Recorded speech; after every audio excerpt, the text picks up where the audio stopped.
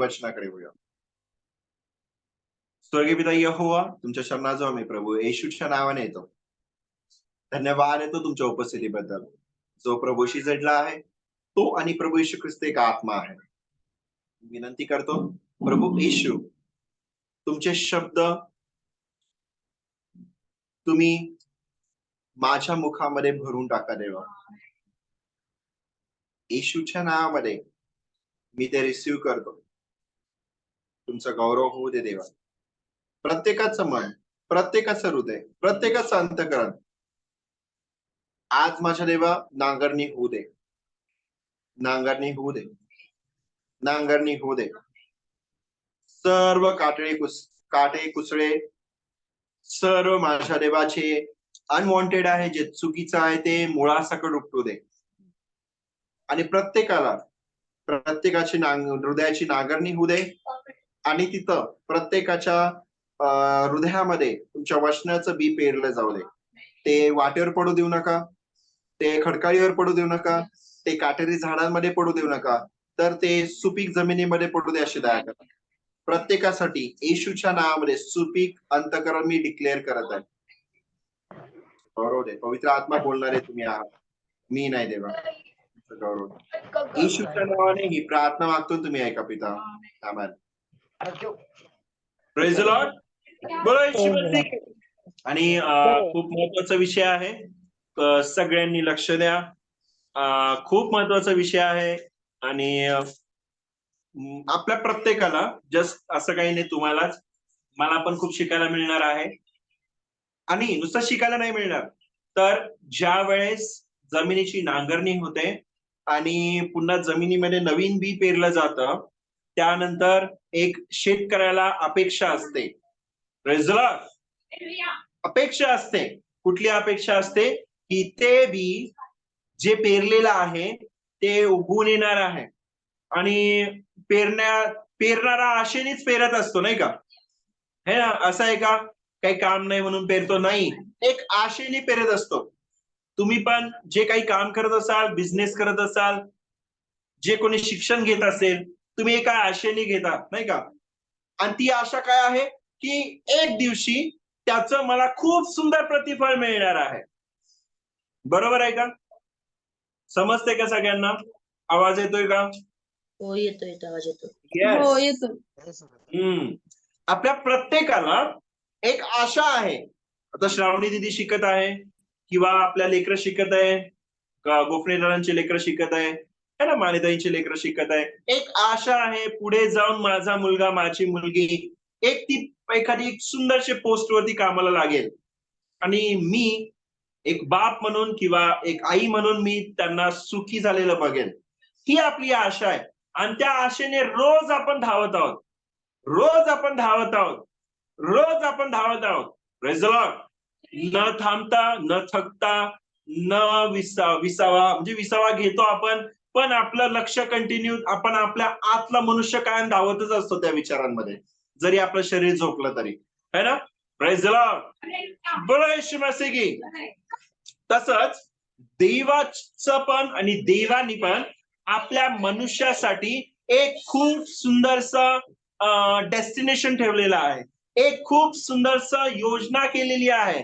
आणि देवाची इच्छा आहे की त्याच्या लेकरांनी ते पजेस करावं, त्याच्या लेकरांनी त्याच्यावरती ताबा मिळवावा, त्याच्या लेकरांनी ते प्राप्त करून घ्यावं. Praise the Lord. एक अंकित पवार साहेबांनी खूप सुंदर उदाहरण दिलं की समजा आपण सर्वजण आहोत आणि आपल्या सर्वांनी एक स्पर्धा ठेवली लहान लेकरांची.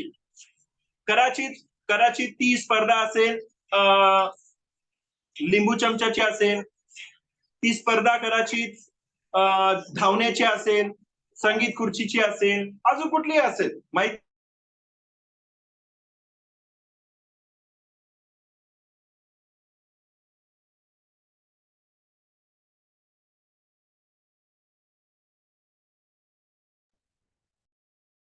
आवाज येतोय का गोपनी दादा?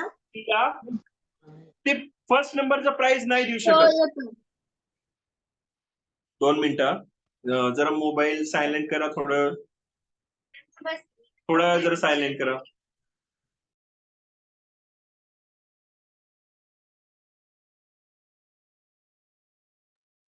Praise the Lord. आवाज येतोय माझा सगळ्यांना? तर मी माझ्या मुलीला, जरी मी बाप असलो तरी मी तिला तो फर्स्ट प्राइज नाही देऊ शकत, ते पहिलं बक्षीस नाही देऊ शकत. का पहिलं बक्षीस नाही देऊ शकत? कारण ते अन्याय होईल मग दुसऱ्या लोकांवर, जे धावले, ज्यांनी यश मिळवण्यासाठी कष्ट घेतले, त्यांच्यावरती अन्याय होईल. तसंच देव सगळ्यांवर प्रीती करतोय आणि देवाने आपल्यासाठी ते त्याची जी काय आहे ते सगळं काही आपल्यासाठीच ठेवलेलं आहे. पण जे काही प्रतिफळ मिळणार आहे, जे काही बक्षीस मिळणार आहे, ते बक्षीस फक्त त्यांनाच मिळणार आहे जे जे मनापासून, जे कष्ट घेऊन धावणार आहेत, त्यांनाच फक्त मिळणार आहे. Praise the Lord. सगळ्यांना प्रतिफळ नाही मिळणार आहे, ते बक्षीस सगळ्यांना मिळणार नाहीये. Praise the Lord. म्हणून पौल म्हणतो तुम्ही असं धावा की तुम्हाला ते जो मुकुट आहे, जो देवाने ठेवलेला आहे, तो तुम्हाला मिळेल. देवाने ठेवलाय तो मिळेल. Praise the Lord. बोलो यीशु मसीह की. मग स्वर्गीय देवाला धन्यवाद देऊया, त्याची स्तुती करूया, त्याचे गुणगान करूया, त्याच्या नावाचा जय जयकार करूया. आपण आपल्या वचनाकडे वळूया. सुरुवातीला जे काही आपण जे वचन ऐकतोय, आपण जे काही देवाचं वचन ऐकत आहोत ते अंतःकरणापासून ऐका. ओके, बघूया आपण देवाचं वचन. उत्पत्तीचं पुस्तक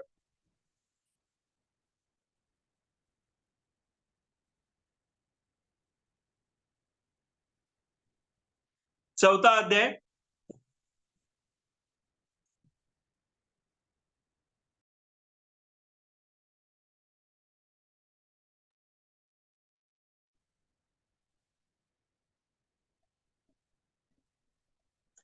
चौथा अध्याय वचन किती?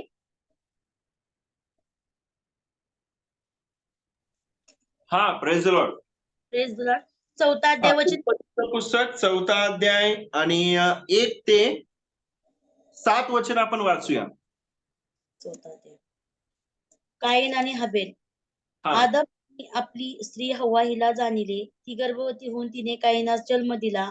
ती म्हणाली, परमेश्वराच्या साह्याने मला पुरुष संतान लाभले आहे. नंतर तिने त्याचा भाऊ हबेल यास जन्म दिला.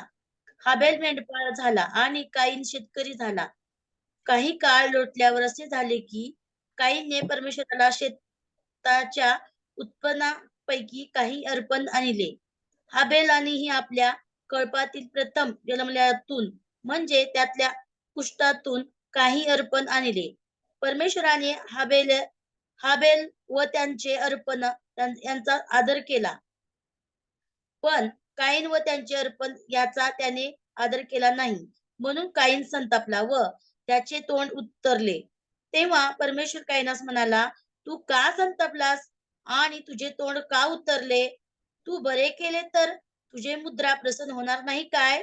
पण तू बरे केले नाही तर दाराशी पाप टपूनच आहे, त्याचा रोग तुझवर आहे, करिता तू त्यास दाबून ठेव. Praise the Lord. बोलो यीशु मसीह की. स्वर्गीय पिता यहोवा प्रभू येशू पवित्र आत्म्याच्या नावाला धन्यवाद देऊया. बघा, महत्वाची गोष्ट आहे आणि खूप सुंदर आहे. तुम्ही ज्यावेळेस ऐकणार, मी पण असं जेव्हा मला देवानी सांगितलं तेव्हा मला पण मी खूप शॉक झालो की आजपर्यंत मला हे असं का समजलं नाही. आणि ज्यावेळेस मला देवानी सांगितलं ह्या वचनाविषयी, कारण प्रत्येक वचनावर पवित्र आत्मा आहे. आणि ज्यावेळेस आपण म्हणतो की पवित्र आत्मा तुम्ही या वचनावरती आहात, तुम्ही माझ्याशी बोला, तुम्ही मला हे वचन समजून सांगा, तुम्ही या वचनाद्वारे मला आशीर्वादित करा, तेव्हा पवित्र आत्मा काय करतो? ते वचन, त्या वचनामध्ये असलेल्या गूढ गोष्टी आपल्याला समजून सांगतो. बघा, या ठिकाणी आदाम आणि हवा यांना संतान झाली. एक जी संतान झाली पहिली, तिचं नाव होतं काईन, म्हणजे काईन मोठा होता. ओके. दुसरा एक झाला, त्याचं नाव हाबेल त्यांनी ठेवलं. Praise the Lord. बोलो यीशु मसीह की जय. पहिला झाला काईन, दुसरा झाला हाबेल. ओके, पुढे बघा काय लिहिलंय. काईन हा काय झाला तर शेतकरी झाला, तो शेताचं काम करत होता. हाबेल काय झाला तर हाबेल हा मेंढपाळ झाला. Praise the Lord. पहिला कोण होता? काईन, तो काय झाला? शेतकरी. दुसरा कोण होता? हाबेल. हाबेल काय झाला? मेंढपाळ झाला, तो मेंढर राखत होता. आणि महत्वाची गोष्ट आहे बघा, माणूस तर सारखाच आहे, कान, नाक, डोळे सर्व काही व्यवस्थित, पण प्रत्येकाचं विचारसरणी खूप वेगळी आहे. कदाचित बघा, तुमच्या घरामध्ये तुम्ही नेहमी राहतात, सकाळ तुम्ही एवढे वर्ष झाले तुमच्या घरामध्ये उठतात, बसतात, झोपतात, तुम्हाला काही प्रॉब्लेम नाही. पण कदाचित एखादा पाहुणा येईल, त्याला त्या ठिकाणी भीती वाटेल. म्हणजे सेम सारखेच माणसं एकाच घरामध्ये राहून वेगवेगळा अनुभव घेऊ शकतात. प्रत्येकाची विचारसरणी वेगळी आहे. आणि म्हणून आपल्याला एक गोष्ट खूप लक्षात घ्यायची आहे, की जे सत्य आहे त्या सत्याला पकडणं खूप गरजेचं आहे. सत्य सोडून डावीकडे उजवीकडे जाता कामा नये. जर सत्य सोडून आपण डावीकडे उजवीकडे गेलो तर आपला जे सत्यापासून मिळणारा जो लाभ आहे तो आपल्याला प्राप्त नाही होणार, आणि तो खूप मोठा आहे.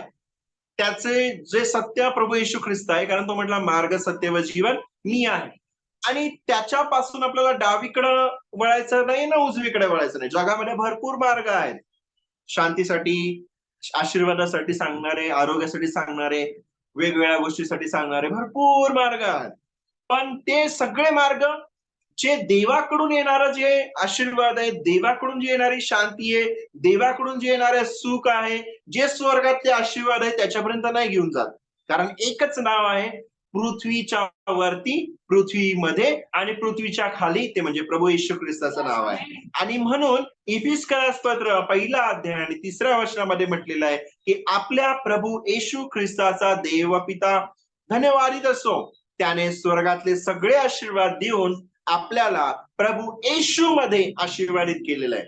दुसऱ्या कुठल्या नावामध्ये नाही, तर फक्त प्रभू येशू मध्ये. म्हणून जे आशीर्वाद आहेत ते फक्त आपल्याला प्रभू येशू मध्येच मिळणार आहे.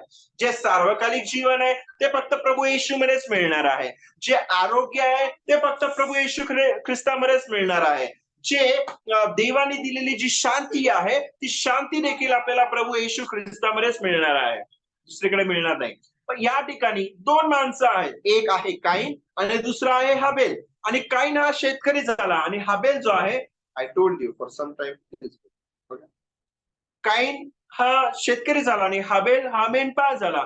आणि काईन आणि हाबेल हे दोघं जरी एकाच आई वडिलापासून जन्मले होते, पण त्यांची विचारसरणी वेगळी होती, दोघांची पण खूप वेगळी होती. आणि त्याच्यामुळं एकाला खूप सुंदर प्रतिफळ मिळालं, पण दुसऱ्याला आशीर्वाद नाही मिळाला, आशीर्वाद नाही मिळाला.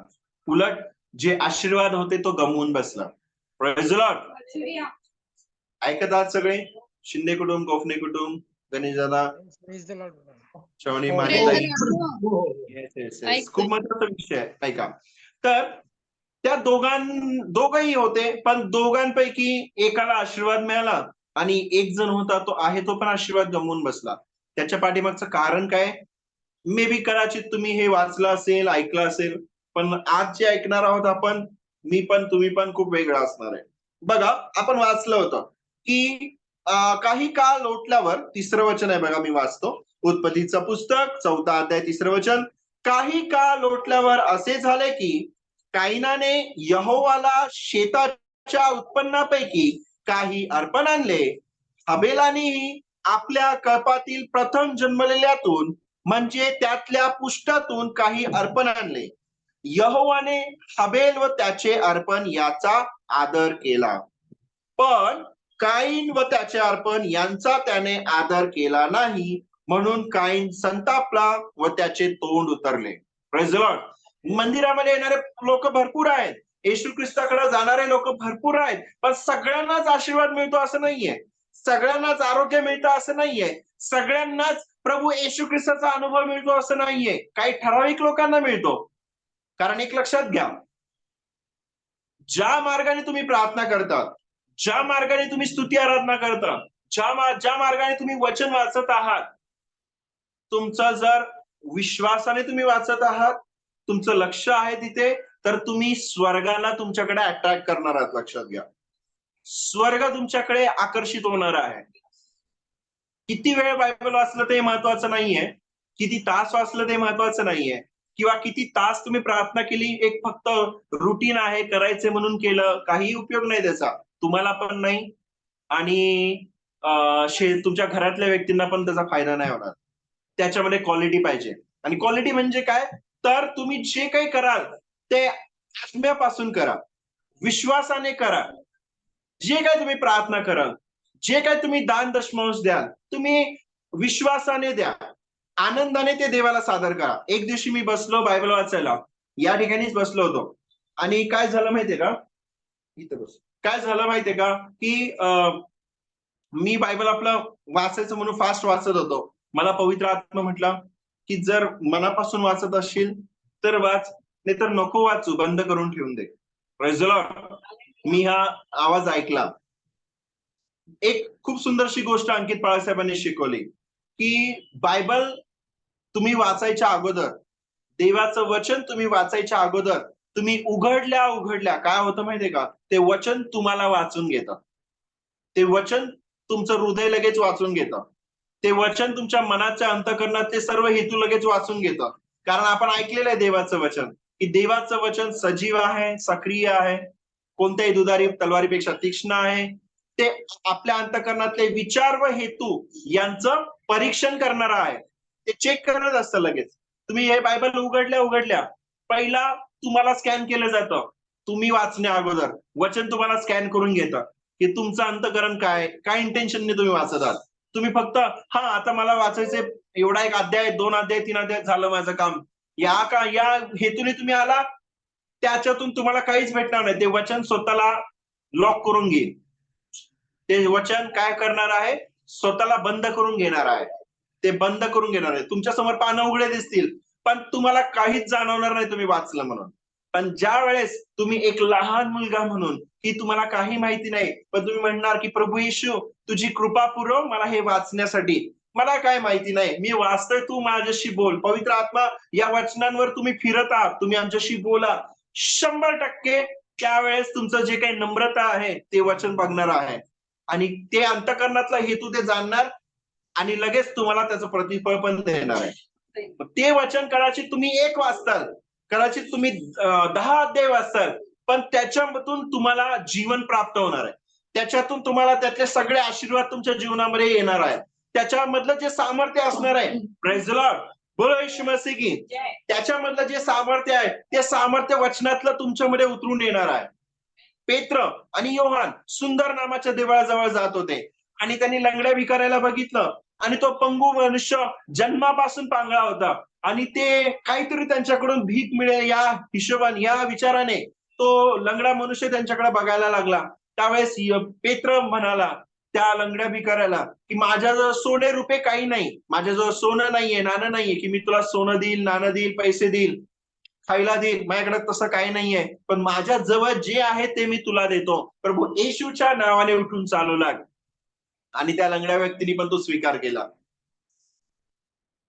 आणि त्याला आरोग्याची गरज होती हे त्याला माहित होतं, पण कुठूनच आरोग्य मिळत नाही म्हणून तो भीक मागत होता की तसं मागून तरी पोट भरावं म्हणून. पण ज्यावेळेस पेत्र बोलला की प्रभू येशूचं नाव मी तुला देतो, जे माझ्या जवळ आहे ते काहीतरी अद्भुत मिळणार आहे, या विश्वासाने त्याने ग्रहण केलं.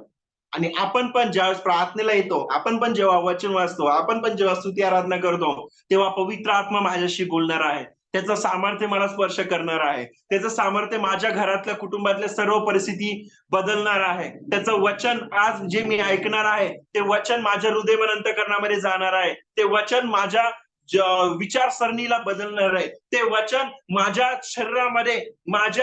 शरीरामध्ये ताकद देणार आहे. ते वचन माझ्यामध्ये उतरून येणार आहे. ह्या अंतःकरणाने तुम्ही वचनाकडे जा, वचन ऐका, स्तुती आराधना करा, जसं मान्यता येतं स्तुती आराधना करत होत्या. अंतःकरणापासून करा, देवाकडे अंतःकरणापासून जा. तुम्ही पण जी स्तुती आराधना केली, व्हेरी गुड, अंतःकरणापासून करा. देवाचं सामर्थ्य कार्य करणार आहे. एवढे लोक येशू ख्रिस्ता मागे चालले होते, कळपच्या कळप, थवेच्या थवे येशू ख्रिस्ताच्या मागे जात होते, पण त्यातली एक बाई होती जी 12 वर्षापासून रक्तस्रावी स्त्री होती, तिला आरोग्य मिळालं. का तिला आरोग्य मिळालं? कारण तिचा अंतःकरणामधला जो विचार होता तो हा होता की मी त्याच्या वस्त्राच्या गोंड्याला जरी शिवले तरी बरी होईल. त्यांनी माझ्यासाठी प्रार्थना पण करायची गरज नाही, पण फक्त मी त्याच्या वस्त्राला जरी शिवले तरी बरे होईल. इन अ सेम वे आपला पण अंतःकरणातले विचार तेच पाहिजे की हो, वचनात लिहिलं आहे की खरोखर प्रभू येशूने माझे व्याधी स्वतःवरती घेतले, तो माझ्यासाठी आला आणि त्याने माझे खरोखर सगळे व्याधी स्वतःवरती घेतलेले आहेत, माझा विश्वास आहे त्याला बसलेल्या फटकेने मला आरोग्य प्राप्त झालंय. विचार करा. आपण हे ऐकूया थोड्या वेळाने सांगतो. Praise the Lord. बोला येशू मसीह की. आपण कुठे होतो? वचनाकडे येऊया की काईनानी आणि हबेलानी दोघांनी पण देवाला अर्पण सादर केलं, पण हबेलाचं जे अर्पण होतं त्याचा स्वीकार देवाने केला, पण काईनाचं जे अर्पण होतं त्याचा स्वीकार देवाने नाही केला.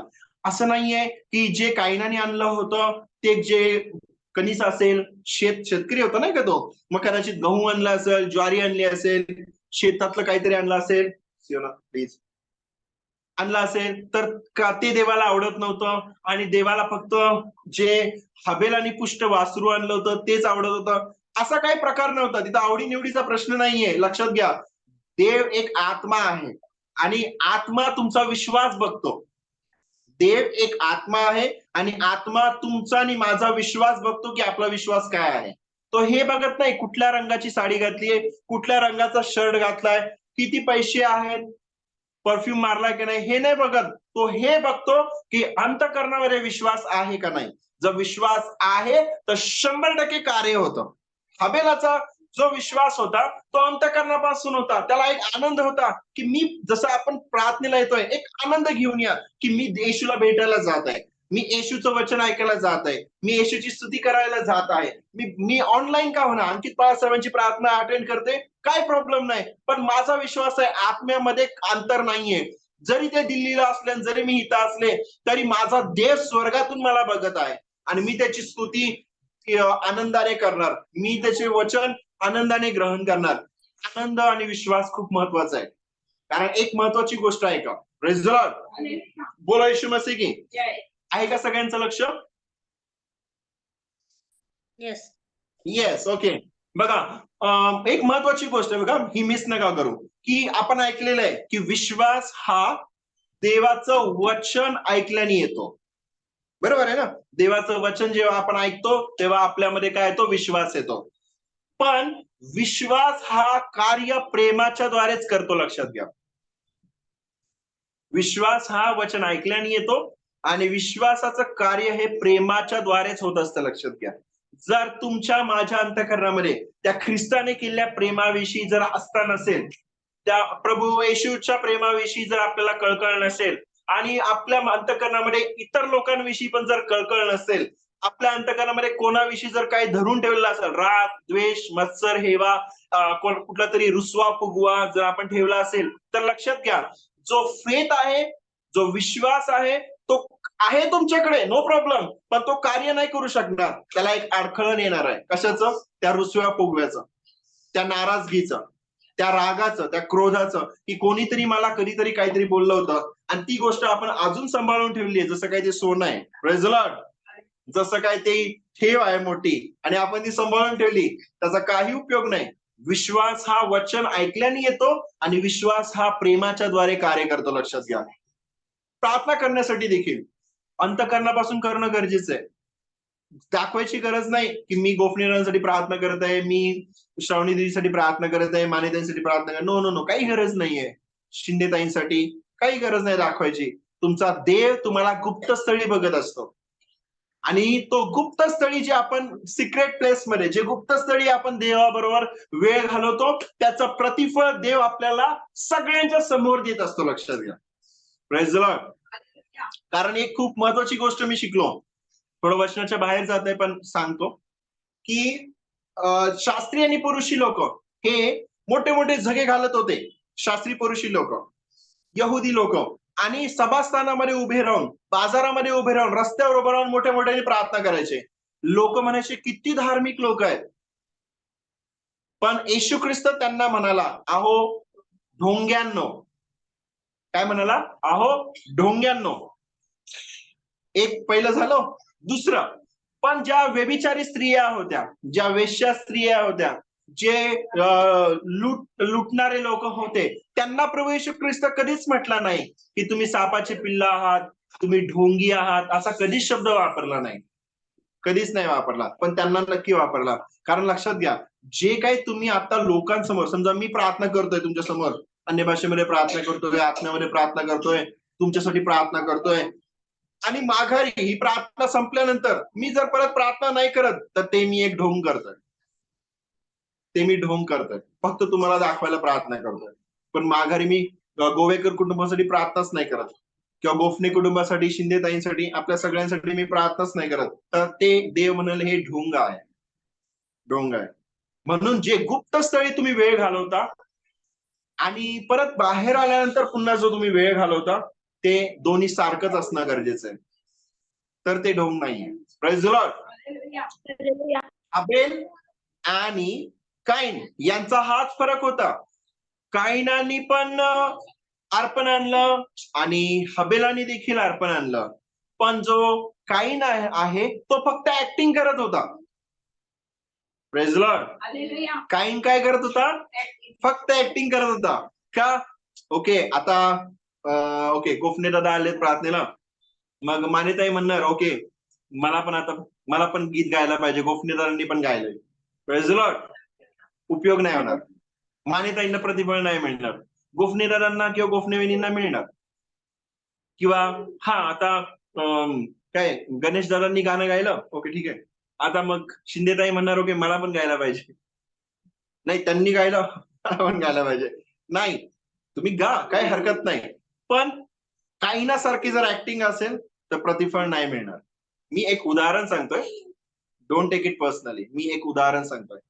हाबेल आणि काईन यांच्यामध्ये हाच फरक होता. दोघांनी पण अर्पण आणलं, पण त्याच्यामध्ये विश्वास मिळवलेला नव्हता.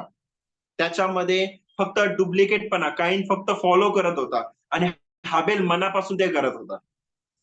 हाबेल मनापासून ते करत होता.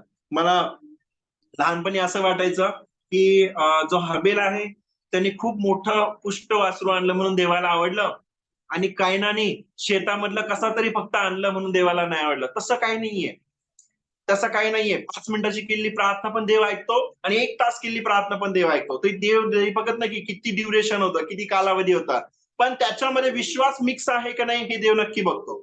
जर विश्वास नसेल ना तर नका करू प्रार्थना त्यावेळेस, थांबा थोड्या वेळ, मनाला, हृदयाला, अंतकरणाला तयार करा आणि मग प्रार्थना करा.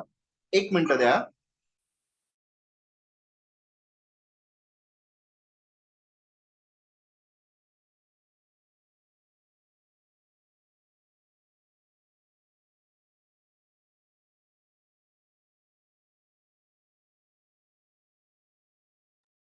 Praise the Lord.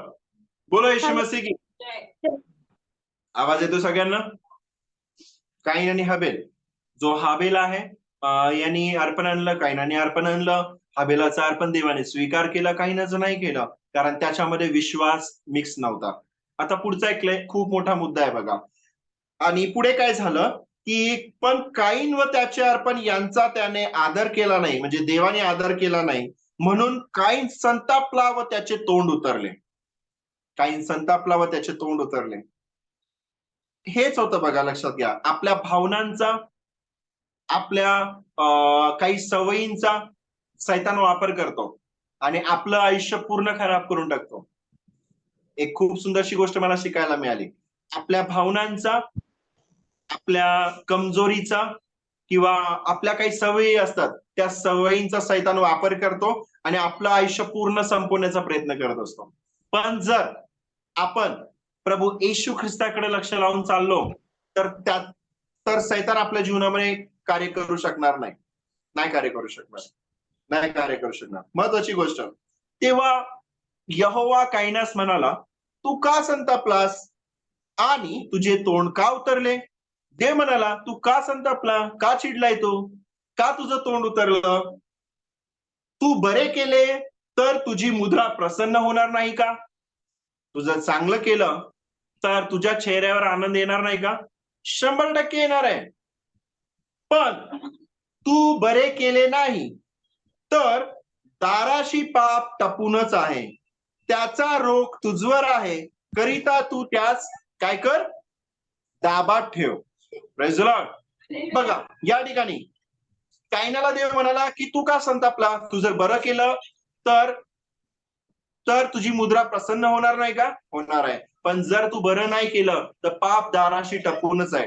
लक्षात घ्या, आपण जे काही वचन ऐकतो त्याच्यामध्ये जर आपण विश्वास मिळवला नाही, ते वचन विश्वासाने ग्रहण नाही केलं, तर लक्षात घ्या देवाचं वचन आपल्या जीवनामध्ये कार्य करू शकणार नाही. बघा, हाबेलाचं तोंड उतरलं का? हाबेलाची मुद्रा नाराज झाली का? हाबेलाचा चेहरा उतरला का? हाबेलाचं अंतःकरण दुःखी झालं का?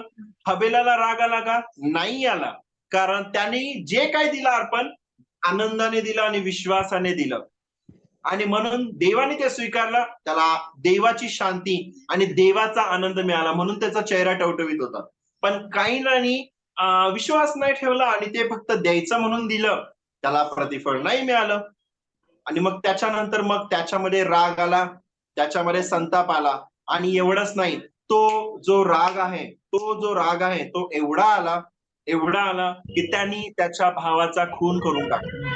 त्या भावनांचा, आपल्या जे विचार आहेत, आपल्या ज्या सवयी आहेत, त्याचा सैतान पुरेपूर वापर करतो. लक्षात घ्या, कुठलाच मनुष्य त्याची इच्छा नसते वाईट करण्याची, कुठल्याच मनुष्याची इच्छा नसते की चुकीचं वागावं.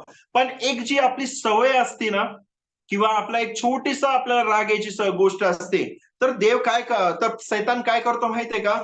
सैतान त्या गोष्टीला खूप पुढे नेतो.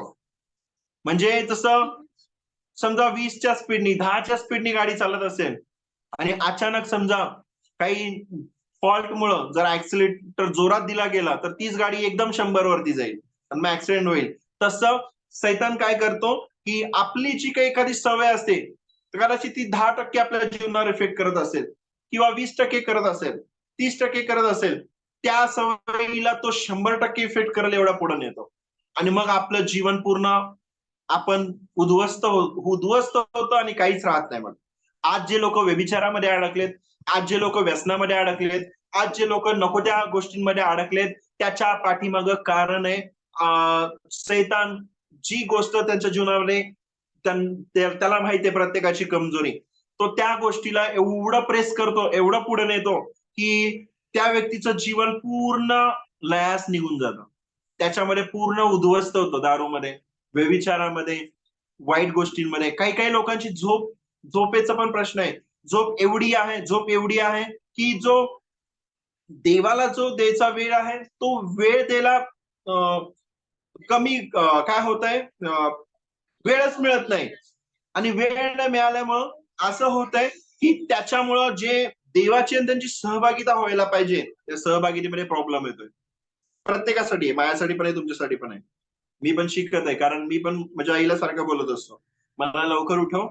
आणि मी लवकर उठायचा प्रयत्न करत असतो अशासाठी की 1 तास का होणार, कमीत कमी 1 तास का होणार वेळ प्रार्थनेला देता यावा. Praise the Lord. बोल येशू मसीह की. आणि म्हणून बघा, या ठिकाणी आता एक पुढच्या मुद्द्याकडे वळूया, वेळ कमी राहिलाय. आपण पुढच्या मुद्द्याकडे वळूया की कायनातला देव बोलला की तू त्या पापाला काय कर, त्या रागाला काय कर, तू बरं जर केलं तर तुझी मुद्रा प्रसन्न होईल. बरं करणं म्हणजे काय? तर महत्वाची गोष्ट की आपला विश्वास देवावरती ठेवणं. आपला विश्वास देवाच्या वचनावरून कधीही ढळू न देणं. त्याचं कारण काय आपण ऐकूया बरं का.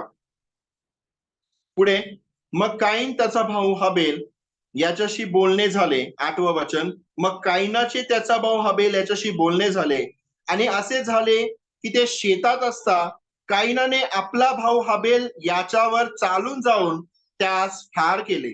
मग यहोवाने काईनास विचारले, तुझा भाऊ हाबेल कोठे आहे? तो म्हणाला, मला ठाऊक नाही, मी काय माझ्या भावाचा राखणदार आहे. त्यांनी आपल्या भावाला मारून टाकलं, काईनानी हाबेलाला मारून टाकलं. का? तर त्याला राग आला. त्या रागाचा वापर सैतानाने केला आणि त्याच्याकडून खून घडवून आणला. पुढे बघा काय झालं. तो म्हणाला, तू हे काय केले? ऐक, तुझ्या भावाचे रक्त भूमीतून मजकडे ओरड करत आहे. जे रक्त त्याच्या भावाचं पडलं, प्रेज द लॉर्ड. लक्ष द्या, आता एक महत्वाचा मुद्दा आहे की भावाचं जे त्याचं रक्त पडलं, ते रक्त जमिनीतून देवाकडे ओरड करत होतं की माझा जीव घेतला गेलाय, माझा जीव घेतला गेलाय, माझा जीव घेतला गेलाय. माझा भाऊ दोषी आहे, माझा भाऊ दोषी आहे, माझ्या भावाने माझा जीव घेतलेला आहे. म्हणजे रक्त, या रक्ताला आत्मिक युगामध्ये आवाज आहे. लक्षात घ्या, रक्ताला आत्मिक युगामध्ये आवाज आहे. देव आत्मा आहे. देव काय, देव शरीरामध्ये नाहीये, नाही का, देव आत्म्यामध्ये. आणि आत्मिक युगामधल्या सगळ्या गोष्टी तो पाहू शकतो, ऐकू शकतो, आणि जगातल्या देखील गोष्टी पाहू शकतो, ऐकू शकतो. असा तो देव आहे. Praise the Lord. आणि त्याच्या भावाचं जे काही आवाज आहे, त्याच्या रक्ताचा, तो स्वर्गीय देवानी ऐकला आणि ते रक्त ओरडत होतं. म्हणून तो बोलला, तू हे काय केलंय? तुझ्या भावाचे रक्त भूमीतून मजकडे ओरड करत आहे. आणि पुढे काय झालं बघा, तर आता तुझ्या हातून तुझ्या भावाचे पडलेले रक्त प्राशन करण्यास ज्या भूमीने तोंड उघडले आहे, तिचा तुला शाप आहे. तू जमिनीची मशागत करशील, तेव्हा ती यापुढे तुला आपले सत्व देणार नाही. तू पृथ्वीवर परागंदा व भटकणारा होशील. Praise the Lord. आता लक्ष द्या बघा, या ठिकाणी हाबेलाला मारण्यात आलं, त्याचं रक्त देवाकडे ओरड करायला लागलं की माझा जीव घेण्यात आलाय. प्रभू येशूचं रक्त तुमच्यासाठी, माझ्यासाठी सांडण्यात आलं. जर हाबेलाचं रक्त ओरडू शकतं की माझा जीव घेतलेला आहे, माझा जीव घेतलेला आहे, तर प्रभू येशूचं रक्त तुमच्यासाठी, माझ्यासाठी ओरडत नसेल का? की यांच्या पापांची क्षमा झालेली आहे, या लोकांच्या पापांची क्षमा झालेली आहे. जसं हाबेलाचं रक्त ओरड करताय, तसं प्रभू येशूचं रक्त देखील यहोवा पित्याकडे, परमेश्वर पित्याकडे तुमच्या, माझ्यासाठी आज पण ओरडत आहे. गोफणीदारांसाठी ओरडत आहे, माझ्यासाठी ओरडत आहे, मानेताईंसाठी ओरडत आहे, शिंदेताईंसाठी ओरडत आहे, गणेशदारांसाठी ओरडत आहे, श्रावणीसाठी ओरडत आहे, प्रत्येकासाठी. ठराविक लोकांची नाव घेतो मी, प्रत्येकासाठी ओरडत आहे, जगातल्या प्रत्येकासाठी ओरडत आहे की हे लोक नीतिमान आहेत, यांच्या पापांची क्षमा झालेली आहे, माझं रक्त यांच्या पापांसाठी सांडण्यात आलेलं आहे. हे आत्मिक युगामध्ये येशूचं रक्त आज पण ओरडत आहे. म्हणून इब्री लोकास पत्रामध्ये संत पौलनी लिहिलेलं आहे की प्रभू येशूचं रक्त कंटिन्यू आपल्याला पवित्र ठेवत आहे, कंटिन्यू आपल्याला पवित्र ठेवत आहे. पहिला मुद्दा, रक्त याला आवाज आहे आणि प्रभू येशूचं रक्त आपल्या बाजूने ओरडत आहे. दुसरा मुद्दा आहे का? Praise the Lord. बोला येशू मसीह की. दुसरा मुद्दा की ज्या भूमीने प्रभू येशू ख्रिस्त म्हटला, स्वर्गीय देव बोलला की आता तुझ्या हातून तुझ्या भावाचे पडलेले रक्त प्राशन करण्यास ज्या भूमीने तोंड उघडले आहे, तिचा तुला शाप आहे. त्याला शाप मिळाला. तू जमिनीची मशागत करशील, तेव्हा ती यापुढे तुला आपले सत्व देणार नाही, आणि तू परगंदा व भटकणार होशील. त्याला शाप पण मिळाला आणि भूमीचं सत्व देखील निघून गेलं. Praise the Lord. पहिला मुद्दा काय होता? प्रभू येशूचं रक्त तुमच्या, माझ्या बाजूने ओरडत आहे की तुम्ही पवित्र आहात, नीतिमनात, सर्व प्रकारच्या पापातून, शापातून, आजारातून सुटका झालेली आहे. पहिला मुद्दा, जसं हाबेलाचं रक्त ओरडत आहे. दुसरा मुद्दा की ते रक्त त्या भूमीमध्ये सांडल्यामुळं देव म्हणतो तुला शाप आलेला आहे आणि त्या भूमीतलं सत्व देखील निघून गेलेलं आहे. मग विचार करा, जर हाबेलाच्या रक्तामुळे शाप येतोय, तर प्रभू येशूच्या रक्तामुळे आशीर्वाद नाही येणार का? Praise the Lord.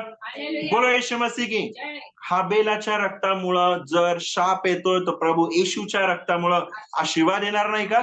100% येणार आहे.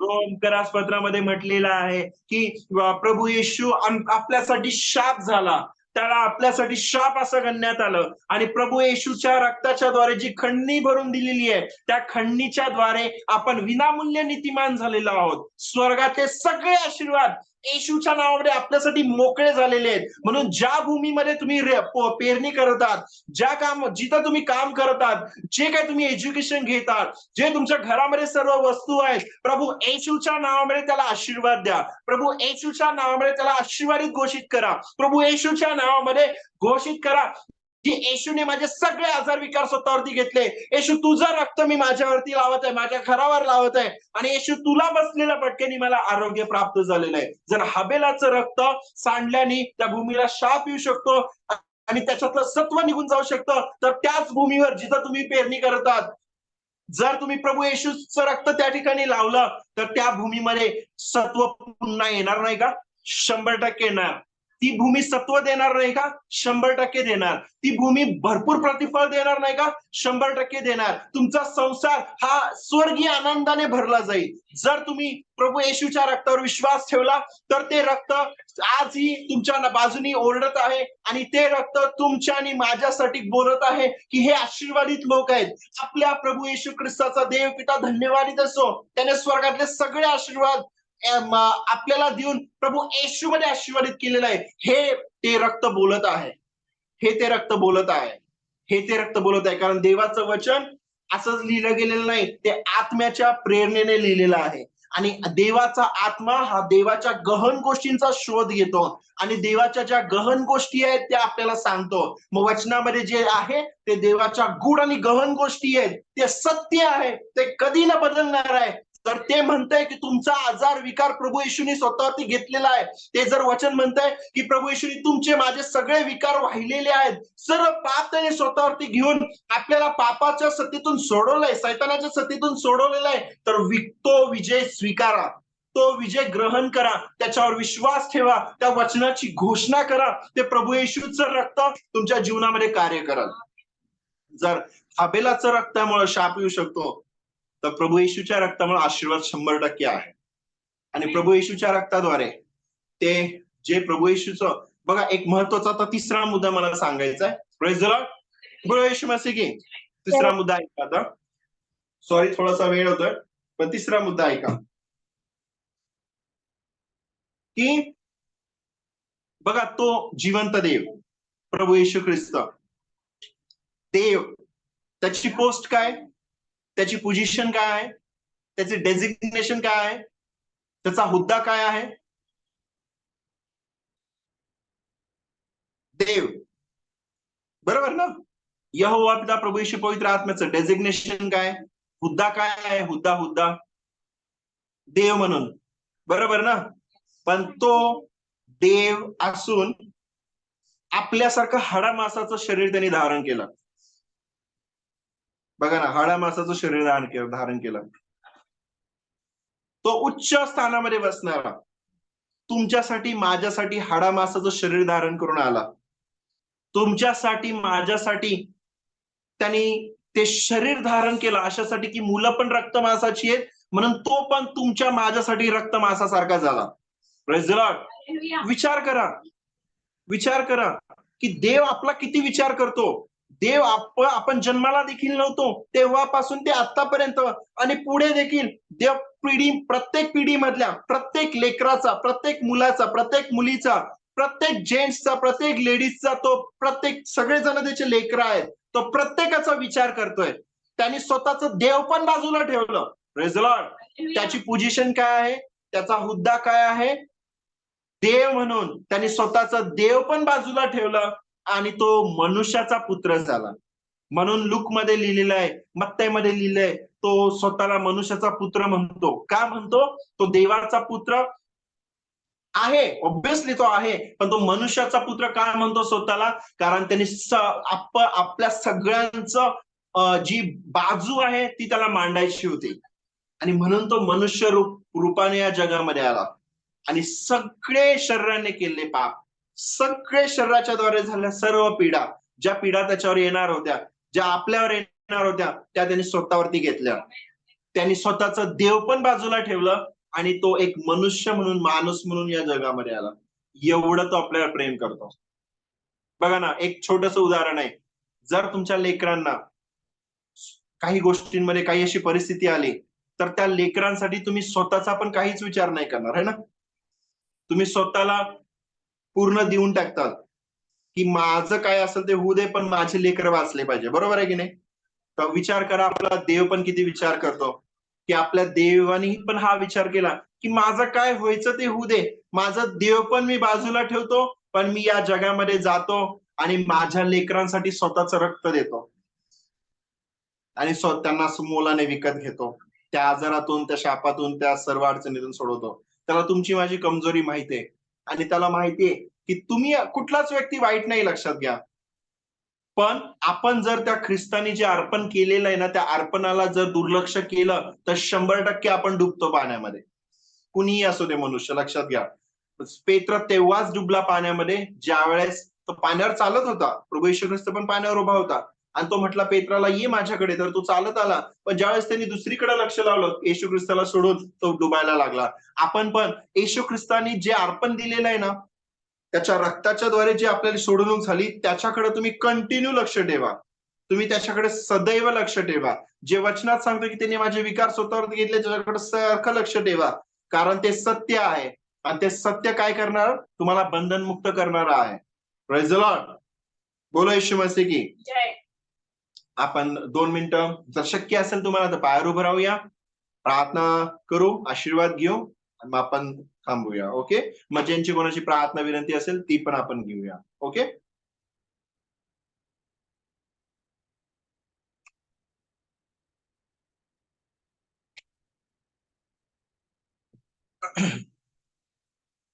धन्यवाद येतो स्वर्गीय पिता यहोवा, तुमच्या चरणात जो आम्ही प्रभू येशूच्या नावाने येतो.